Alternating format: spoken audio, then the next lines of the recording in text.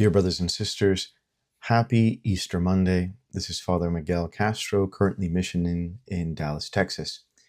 Today's gospel comes to us from Matthew chapter 28, verses 8 through 15. Mary Magdalene and the other Mary went away quickly from the tomb, fearful yet overjoyed, and ran to announce the news to his disciples. And behold, Jesus met them on their way and greeted them. They approached, embraced his feet, and did him homage. Then Jesus said to them, "Do not be afraid. Go tell my brothers to go to Galilee, and there they will see me." While they were going, some of the guard went into the city and told the chief priests all that had happened. The chief priests assembled with the elders and took counsel. Then they gave a large sum of money to the soldiers, telling them, "You are to say, 'His disciples came by night and stole him while we were asleep.' And if this gets to the ears of the governor, we will satisfy him and keep you out of trouble." The soldiers took the money and did as they were instructed. And this story has circulated among the Jews to the present day. The Gospel of the Lord. Dear brothers and sisters, we see how Jesus approaches us and tells us to not be afraid. The prophet Isaiah tells us to rejoice, to allow our souls to exult in the Lord, because he has clothed us with the garments of salvation. He has covered us with the robe of righteousness. Our Lord is risen. Fear not. And it is true that while living in this present age, as pilgrims on the road to heaven, we are faced with two sides of the same coin.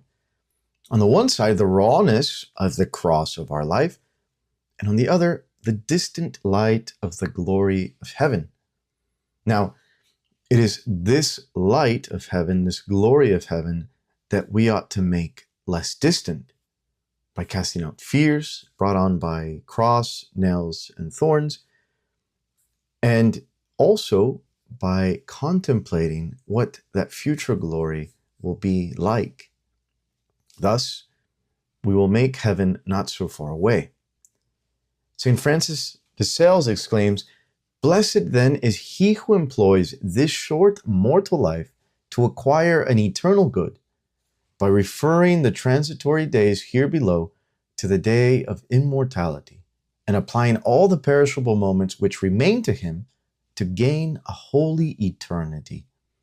Now, we can understand this by considering the rivers which flow incessantly and always return to the sea, which is the place of their nativity, and it is also their last resting place.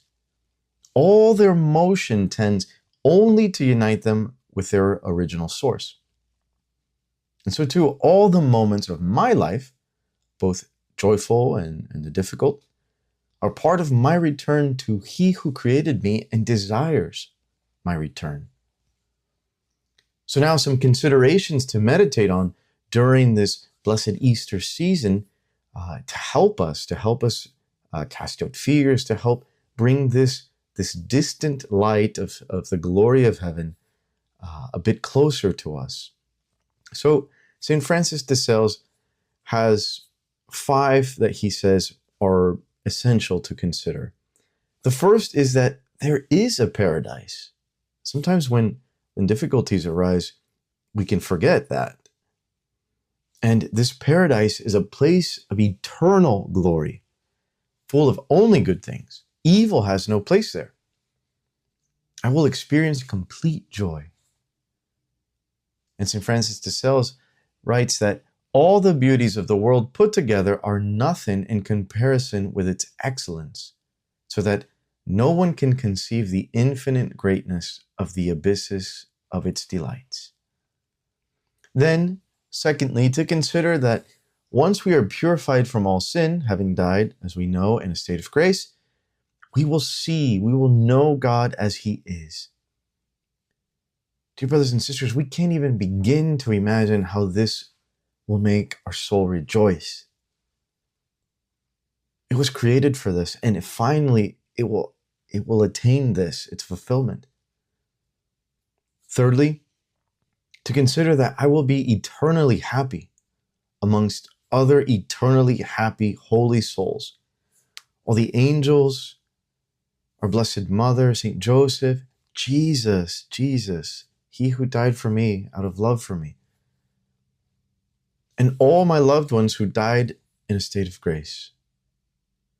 Fourthly, I should consider that God will give himself to me in full.